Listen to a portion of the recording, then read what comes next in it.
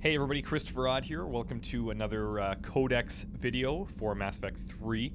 We're going to go through Citadel and Galactic Government, primary and secondary. We'll go through Humanity in the Systems Alliance, primary and secondary, and then maybe down through to organizations, but we'll see how much time we have. So, let's get started with primary Codex entries for Citadel and Galactic Government. The Citadel is an ancient deep space station presumably constructed by the Protheans. Since the Prothean extinction, numerous species have come to call the Citadel home. It serves as the political, cultural, and financial capital of the galactic community. To represent their interests, most species maintain embassies on the Presidium, the Citadel's inner ring. The Citadel Tower in the center of the Presidium holds the Citadel Council chambers. Council affairs often have far-reaching effects on the rest of the galactic community. 5 arms, known as the wards, extend from the Presidium. Their inner surfaces have been built into cities, populated by millions of inhabitants from across the galaxy. The Citadel is virtually indestructible. If attacked, the station can close its arms to form a solid, impregnable shell. For as long as the station has existed, an enigmatic race called the Keepers has maintained it. I wonder though, okay, virtually indestructible. I do wonder how they would stand up to a Reaper attack, but who knows? Who knows? Who knows? Spectres are agents from the Office of Special Tactics and Reconnaissance and answer only to the Citadel Council. They are elite military operatives, granted the authority to deal with threats to peace and stability in whatever way they deem necessary. They operate independently or in groups of 2 or 3. Some are empathetic peacekeepers resolving disputes through diplomacy. Others are cold-blooded assassins, ruthlessly dispatching problem individuals. All get the job done one way or another, often operating outside the bounds of galactic law. The Spectres were founded after the Solarians joined the Council. For many years they operated in secrecy as backroom problem solvers. Only after the Krogan rebellions did their activities become publicized. Assignment of a Spectre is less contentious than a military deployment, but makes it clear that the Council is concerned about a situation. Okay, so not much new there. We've learned most of that before.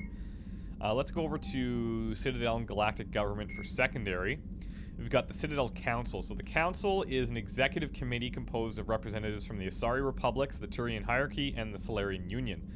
Though they have no official power over the independent governments of other species, the Council's decisions carry great weight throughout the galaxy. No single Council race is strong enough to defy the other 2, and all have a vested interest in compromise and cooperation. It's interesting, I don't know if this has been updated since we now have a human on the Council. No single Council race is strong enough to defy the other 2, which in sense would be other 3 now, I think. Each of the Council species has general characteristics associated with the various aspects of governing the galaxy. The Asari are typically seen as diplomats and mediators, the Solarians gather intelligence and information, the Turians provide the bulk of the military and peacekeeping forces. Any species granted an embassy on the Citadel is considered an associate member bound by the accords of the Citadel Conventions. Associate members may bring issues to the attention of the Council, though they have no input on the decision. The Human Systems Alliance became an associate member of the Citadel in 2165.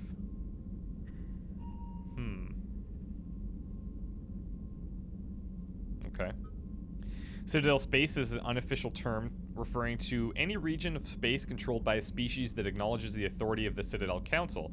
At first glance, it appears this territory encompasses most of the galaxy. In reality, however, less than 1% of the stars have been explored. Even Mass Effect FTL drive is slow relative to the volume of the galaxy.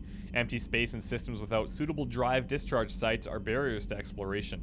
Only the mass relays allow ships to jump hundreds of light years in an instant, the key to expanding across an otherwise impassable galaxy. Whenever a new relay is activated, the destination system is rapidly developed. From that hub, FTL drive is used to expand to nearby star clusters. The result is a number of densely developed clusters thinly spread across the vast expanse of space, connected by the mass relay network. Okay, so now let's go over to Humanity and the Systems Alliance. When humanity won a position on the Council for its part in defending the Citadel, The This is what Alliance we were just chose talking Captain about. David Anderson for the position. Udina became his advisor.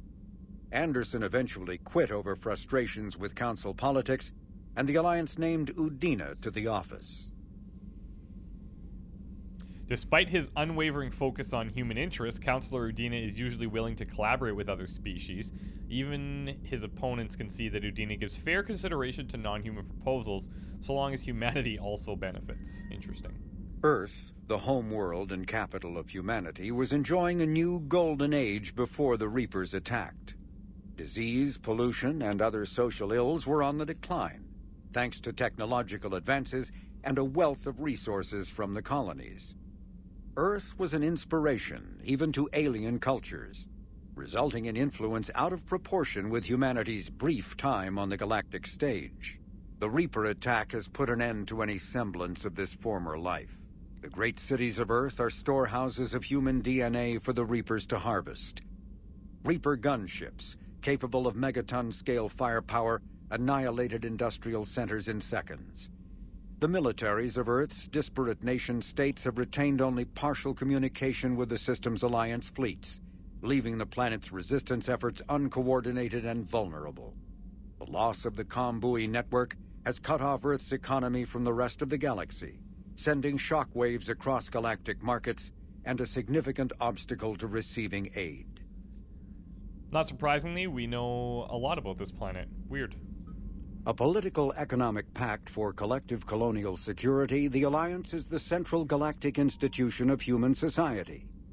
The Alliance gained associate membership to the Citadel Council in 2165 and full membership in 2183, with Ambassador David Anderson representing humanity.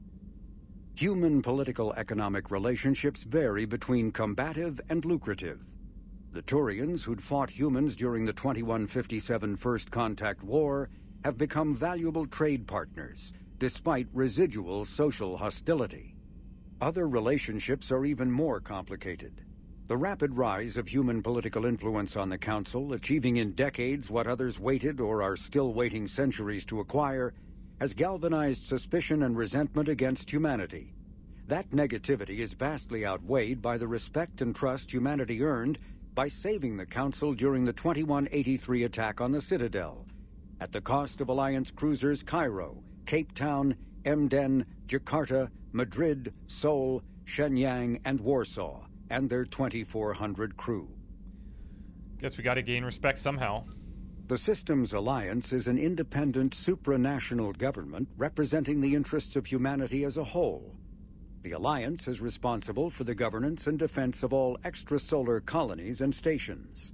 The alliance grew out of the various national space programs as a matter of practicality. Sol's planets had been explored and exploited through piecemeal national efforts. The expense of colonizing entire new solar systems could not be met by any one country. With humans knowing that alien contact was inevitable, there was enough political will to jointly fund an international effort. Still, the alliance was often disregarded by those on Earth until the First Contact War. While the national governments dithered and bickered over who should lead the effort to liberate Shanxi, the alliance fleet struck decisively. Post-war public approval gave the alliance the credibility to establish its own parliament and become the galactic face of humanity. Okay, the Alliance, they're happening. Humanity in the Systems Alliance secondary entries. Alliance News Network. Okay, so we have somebody from the ANN on our ship, actually. Founded during the early decades of human space expansion, the Alliance News Network was originally a low-profile news organization known mostly for a series of exposés on the First Contact War. With a focus on galaxy-wide reporting, the ANN opened bureaus on planets across known space, winning a few awards for excellence and earning a multi-species audience. The Alliance News Network has never been funded by the Systems Alliance, despite what its name might imply. This led to regular confusion among those not in the know, although the network's recent high-profile sale to a media conglomerate made the ownership structure clearer. The new management has opted for a more sensational approach. This is particularly obvious from changes to its rosters of reporters, with a few of the network's luminaries retiring or joining other news organizations. Interesting. The network's increasingly lurid programming has gained wide attention as well as sorely needed ratings. all the proof that management needed to validate its course. Nonetheless, ANN insists that integrity and credibility are inviolable standards in the newsroom. Battlespace is among ANN's highest-rated programs, known for a particularly titillating breed of reporting. Among the show's most noteworthy segments are Diana Aller's dispatches from the front lines. The network calls her reports gritty and realistic, but she has been criticized for her unabashed focus on the violence of war. Even critics of Aller's agree, however, that despite her often graphic visuals, the facts she reports are just that, facts. Alright, good. First Contact War. Humanity's first contact with an alien race occurred in 2157. At that time, the Alliance allowed survey fleets to activate any dormant mass relays discovered, a practice considered dangerous and irresponsible by Council-aligned races. When a Turian patrol discovered a human fleet attempting to activate a relay, they attacked. One human vessel survived, retreating to the colony of Shang-Chi. The Turians followed, quickly defeating the local forces. Shang-Chi was occupied, the first and to date only human world to be conquered by an alien species. The Turians believed the handful of ships they defeated represented the bulk of human defenses, so they were unprepared when the Second Fleet under Admiral Castani Drescher launched a strong counteroffensive, evicting them from Shang-Chi. The Turians mobilized for full-scale war, drawing the attention of the rest of the galaxy. The Council quickly intervened, forcing a truce. Fortunately for humanity, the First Contact War was ended with a diplomatic solution. A little bit of luck on our side there. Timeline. Really long, but let's go through it. So 2069, Armstrong Outpost at Shackleton Crater becomes the first human settlement on Luna. It is formally founded on July 24th, the 100th anniversary of the first lunar landing. Lowell City in Eos Chasma becomes the first human settlement on Mars. Eldfell Ashland Energy Corporation, Energy Corporation demonstrates helium-3 fuel extraction from the atmosphere on Saturn. 2142, construction of Gagarin Station, Jump Zero, begins beyond the orbit of Pluto. 2148, prospectors discover the Prothean ruins at Promethe Planum on Mars. 2149, translation of Prothean data leads humans to the Charon Mass Relay, Systems Alliance founded to coordinate exploration and colonization of extrasolar worlds. 2 years later, a shipping accident at Singapore International Spaceport exposes downwind communities to containers of dust form element 0. Alliance begins construction of Arcturus Station. A year later, roughly 30% of the children born in Singapore after element 0 exposure suffer from cancerous growths. That's not good.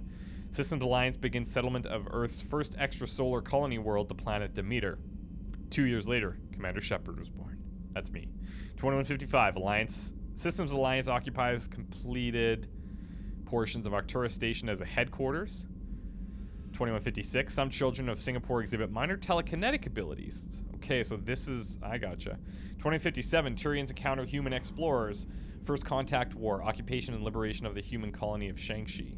2158, humans learn potential of biotics. An international effort to track element 0 exposure begin.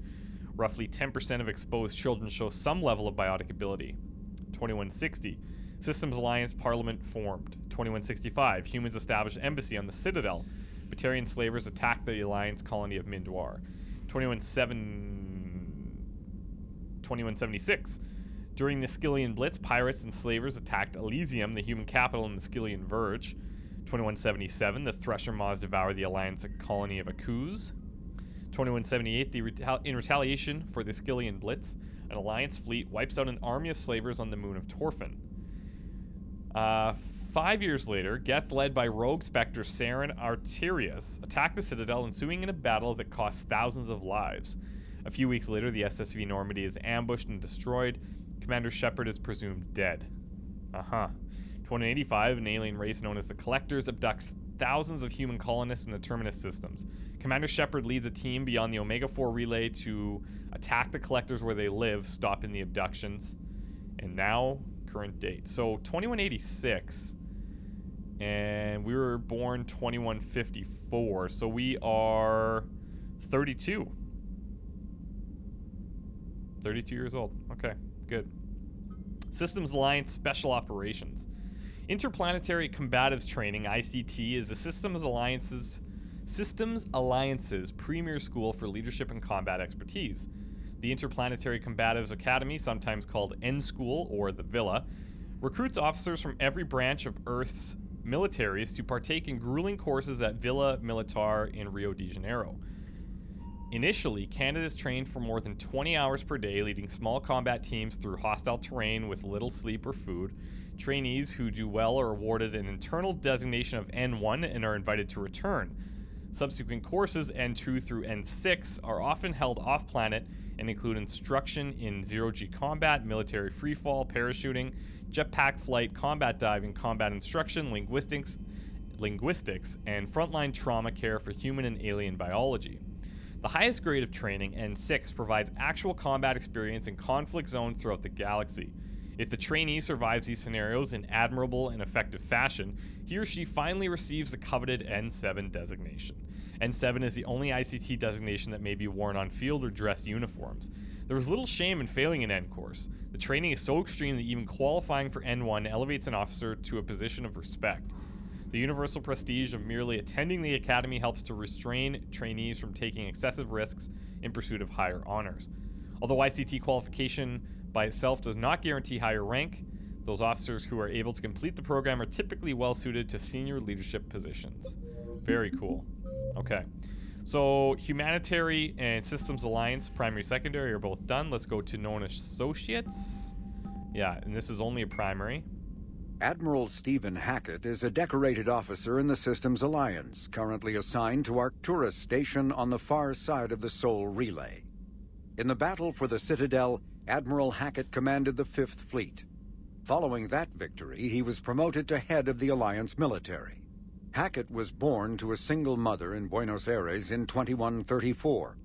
When his mother died in the pandemic of 2146, he was placed in the Advanced Training Academy for Juveniles. He was 12. Where his superior talents in science and leadership quickly became evident. Hackett enlisted in 2152, volunteering for high-risk missions to colonize space beyond the Sol Relay.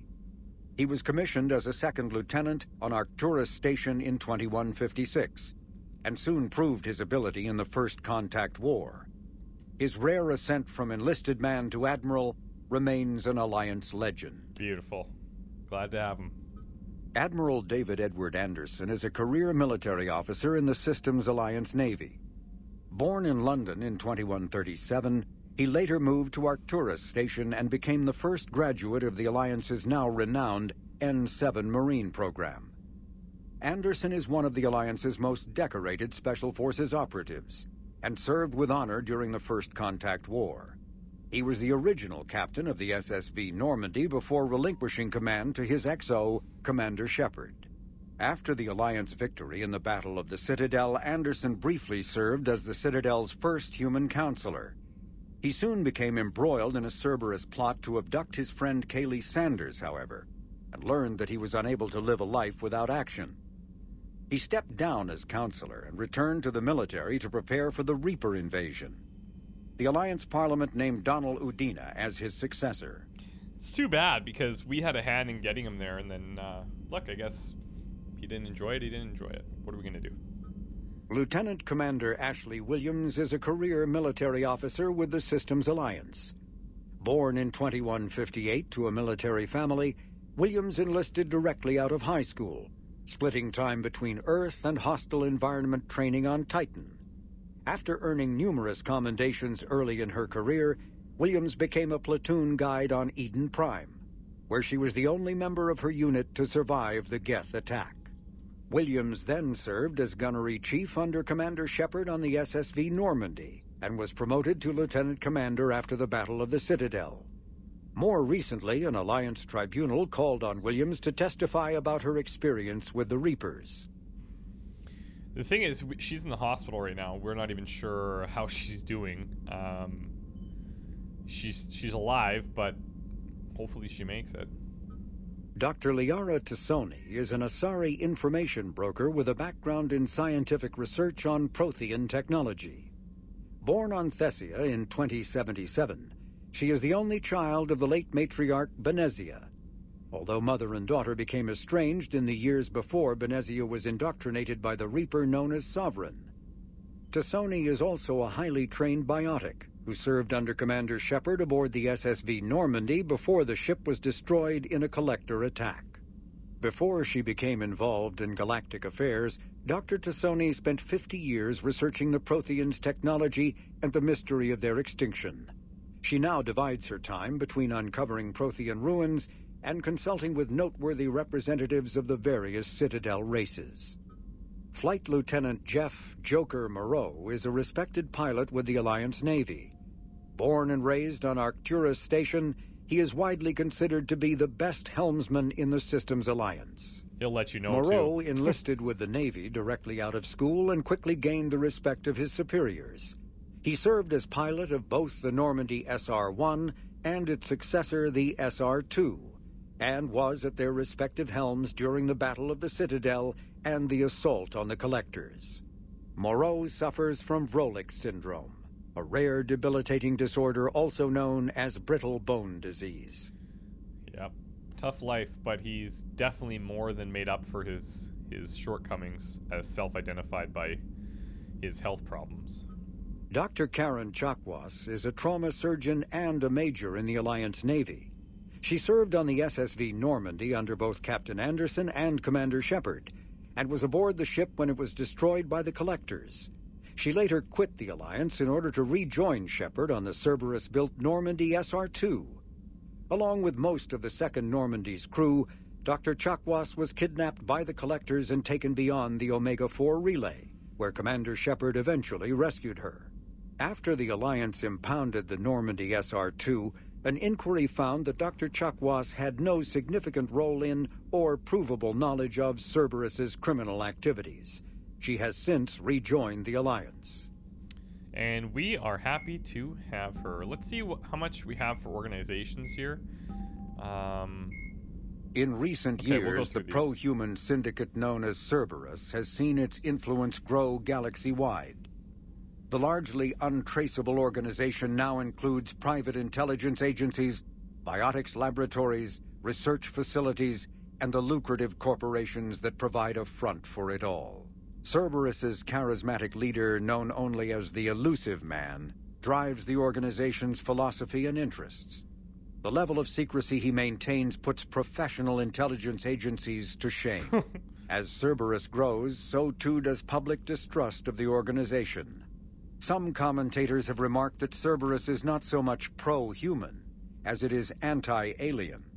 Others question the blind loyalty of its employees. We know Cerberus all too well. The Elusive Man is a human loyalist focused on advancing the interests of his species, whatever the cost to non-humans and reportedly humans. The Citadel Council regards him as a fanatic who poses a serious threat to galactic security. The reclusive tycoon is the head of Cerberus, an organization that furthers his pro-human agenda throughout the galaxy. His views have led him into questionable alliances. Recent rumors go so far as to suggest that the Elusive Man may even have allied with the Reapers. Really? That I would find hard to believe. It is a rumor, but still. Okay, let's read a little bit more about some of these different Cerberus operatives that we've run into. Centurions are Cerberus's frontline tacticians. They are meant to enact Elusive Man's strategic goals, although it is clear that they have leeway to adapt as an encounter develops. The only useful intelligence that the Alliance has gathered on Centurions relates to their armament. Each Centurion carries an M96 Matic heavy rifle, modified to launch smoke grenades, leaving enemies vulnerable to crossfire. Then we have Guardians. The Cerberus equivalent of human tanks are slow-moving soldiers who carry enormous polycrystalline composite shields. The weight of the shield requires an armored suit equipped with hydraulic assists and a dedicated power supply. Combining this exceptional protection with a suite of enviro mapping systems, Guardians focus on flanking opponents to flush them from cover. A Guardian's slow but relentless approach is intended to demoralize enemies as well as draw their fire, but rip away their shield, and Guardians become little more than cannon fodder. We've done that a few times. It's worked out great. Troopers. Assault troopers are the backbone of Cerberus forces. These candidates who make it through the grueling basic training are submitted to an intensive psychological program that renders them fearless, disciplined, and unrelenting. Outfitted with custom-designed armor and rifles, these soldiers function with determined precision and practiced teamwork. The first to rush into a fight, assault troopers often work in tandem with more powerful units. They make strategic use of this scenario, keeping their opponents occupied until it's too late to react to the combined Cerberus force bearing down on them. Okay. So, we've covered off organizations and Humanity and Systems Alliance, and then known associates. So what we have left is planets and locations, ships and vehicles, technology, the Reapers, weapons, armor, and equipment, and then the Reaper War. So we will tackle some of those next time. See you guys then. Bye.